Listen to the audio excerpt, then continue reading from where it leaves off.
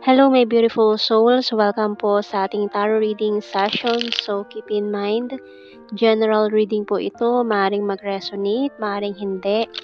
Kunin nyo na lang po kung para sa inyo and leave the rest. Maaaring mag-shift na energies or magkabaliktad ang sitwasyon. Kaya kayo na pong bahala kung saan kayo nakalugar sa reading natin. So let's see.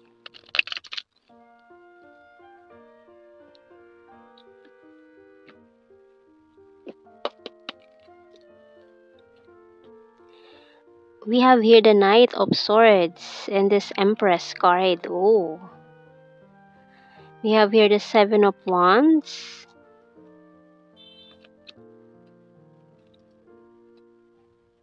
And this Queen of Swords. Strong air and fire. Especially air sign Libra. We have here the Hierophant. And this Three of Wands. Three of Cups. Oh. And the Nine of Pentacles.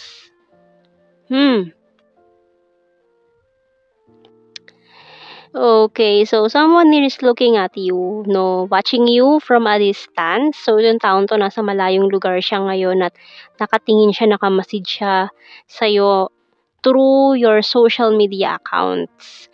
So yung bottom card, Page of Pentacles. So itong taong ito ay naging defensive siya sa inyong past.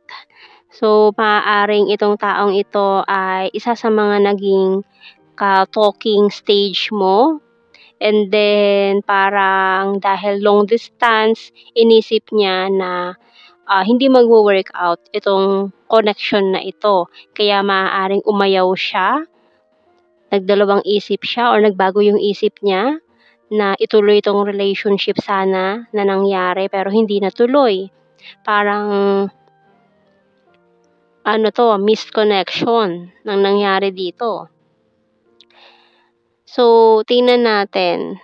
Para kasing gusto niyang humingi ng second chance. Although parang hindi naman naging kayo in the past. Nag-usap lang, talking face, getting to know each other or ligawan. Hanggang ligawan lang tapos nawala na, naputol na yung connection. So, tingnan natin sa ating signs and symbol cards. Kasi marahil inisip niya na hindi mag-work out itong long distance situation, long distance relationship. Kasi alam naman natin na maraming long distance relationship ang hindi nag-work out.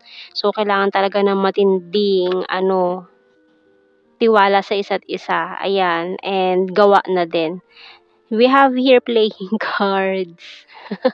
So naglaro pa nga siya ng or naghanap pa siya ng other options noon. Marahil naghanap na lang siya ng convenient at malapit sa kanya, pero parang wala siyang nahanap na magma-match doon sa connection na meron kayo. So we have here the money and target. Oh, so target ka pa din niya no? Parang hindi ka pa rin niya talaga ini-eliminate sa options. Pero tingnan pa natin, ayun binoculars.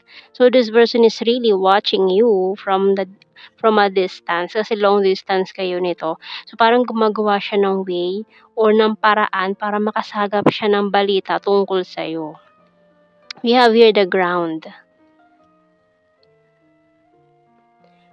So yung bottom card natin is magnet, kaya pala, no? Kasi nararamdaman niya tong magnetic pull na ito na parang hinahatak pa rin siya ulit pabalik sa iyo So, tingnan natin sa ating The Hidden Truth Oracle cards. So, we have here, I wonder if you're happy without me. So, nag-aalala siya, iniisip niya kung masaya ka ba ngayon na hindi na kayo nag-uusap. So, tingnan pa natin. We have here, I lost myself for a little while. So, parang lagi siyang tuliro, tulala, iniisip yung past. No? So, tingnan pa natin. We have here, I wish I had treated you better. So, medyo hindi rin maganda yung naging trato niya sa'yo in the past. Maaaring bigla na lang siya na hindi nagparamdam or naglahong parang bula. Finding out the truth crushed me. I couldn't let you get close to me. Kasi nga, yun nga, malayo And we both know I'm not the one for you. So, inisip na lang niya na siguro hindi kami para sa isa't isa. Kaya ganun. Kaya kami malayo, hindi kami magkatagpo. I want to tell you how I feel. And I want to feel that way again. So, itong dalawang to connected na connected eh. Gusto niya ulit maramdaman yun, yung connection yung dalawa. And gusto niyang sabihin sa'yo yung talagang nararamdaman niya. Marahil confessions na din to. So, yung bottom card natin, I left when I saw you with someone. So, may umalis dahil nga may third party involved. Maring siya or ikaw ang umiwas kasi nalaman mo or nakita mo na may someone else na siya nung mga panahong yun. Kaya bigla na lang siyang nawala ng, nawala ng gana or hindi na nakapag-usap, nawalang parang bula. So, tingnan natin sa message ng ating mga archangels. We have here, spread your wings by Archangel Ariel. Do not hold back right now. The timing is perfect and you're ready to soar. Wow, ready. You're ready to soar. Talaga naman, no? So, tingnan natin dito sa ating tarot messages, oracle cards.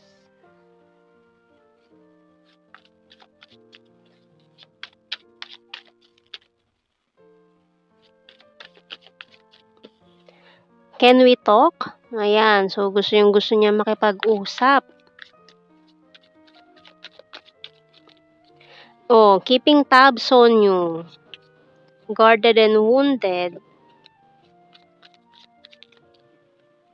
Can't decide. Maring ikaw to undecided. Kung tatanggapin mo ba siya ulit, papapasukin mo ba siya ulit sa buhay mo. You're my inspiration. I'm stubborn but practical. Kasi parang nagpaka-practical na lang siya eh, na dahil yun ang madali, convenient para sa kanya, so nagpaka-practical siya na may pinili siya na sa tingin niya is the best na para sa sitwasyon niya pero hindi pala. Oh, for some of it, a twin flame energy. Twin flame. You're my twin flame. And I want to see you this weekend. Oh, may mga plano makipag-meet, makipagkita. No, so, yung bottom card natin, ayun, caught in the middle. So, nagkaroon nga ng third party scenario. Kaya bigla siya naglahong parang bula. Bigla siyang nawalan ng interes. So, nagtaka ka biglang, uy, bakit kaya hindi na niya ako kinausap, ano kayang nangyari? Tapos nalaman mo na, uy, may someone else na pala in the picture. So, nung nalaman mo, umalis ka na lang or hindi mo na rin siya kinausap. Parang tinanggap mo na lang na, siguro, kaya pala. Ganun.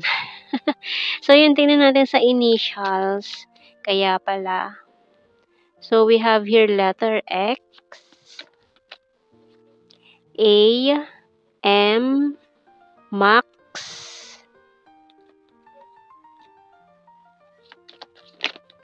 J, and U,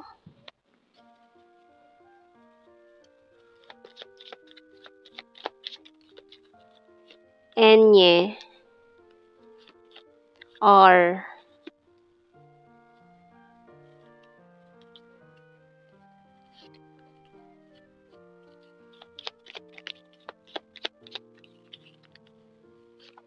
Letter E, and yung bottom card is letter G. So, tingnan natin sa ating blue card. Kuha ako ng, engagement. So, for some of you, parang nagplano na siya or muntikan na sana siyang ikasal doon sa taong pinili niya. Pero parang nabulilyaso ito or hindi natuloy. Ayan, kasi nga parang hindi niya maramdaman sa taong yun, yung naramdaman niya sa'yo. Kasi parang, ayun o, with this twin flame energy, so this is intense talaga, na hindi niya rin ma-explain sa sarili niya. Bakit ganon? Iniwasan ka na niya eh, pero bakit ganon hindi pa rin nawawala yung presence mo sa buhay niya? Ramdam ka pa rin niya. So, ngayon, ayun, gusto niya maghabol with the chaser card and all strings attached. Kasi nga kayong dalawa ang connected, with this tinatawag na red strings of fate. Kaya nahihirapan siyang i-let go yung ano yung dalawa, connection niyo kahit pa sabihin natin iniwasan ka na niya, may pinili na siyang iba, muntikan na siyang ikasal sa iba, mga gano'n. Na humantong na sila sa engagement or nagplano na siya na magpakasal do'n sa taong yon, pero parang hindi niya kayang lokohin yung sarili niya kasi parang hindi niya talaga ma-feel dun sa taong yun, yung naramdaman niya sa connection niyo.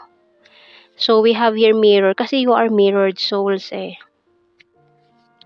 Need more signs. Okay, so maraming signs daw ang kailangan. We have here number 6, Capricorn, logical, province, divine masculine, future lover, May, sexy body, birthmark, crazy for you.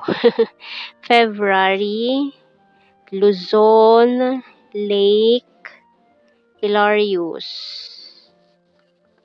So, kailangan na mahabang pasensya kung talagang naghihintayan kayong dalawa nitong taong ito. We have here air sign, Gemini, Libra, Aquarius, March, popular and attractive, creepy stalker. So, nag-i-stalk talaga siya, lalo na sa social media accounts mo. Nakamasid siya, nakatingin-tingin, ano bang ginagawa mo diyan? South PH, fire sign, Aries, Leo, Sagittarius, and North PH. Uy, North and South ko, kaya pala long distance. And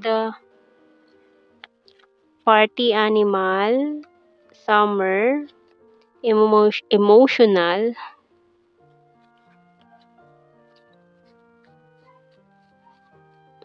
So, last 3, kuha tayo ng last 3 cards. High expectations, very loyal, and quiet person. Okay, so yung bottom card dito is another twin flame card. So, yan ang ating reading, my beautiful soul. So, thank you for watching. Take care, and God bless. See you in our next reading, guys. Bye-bye.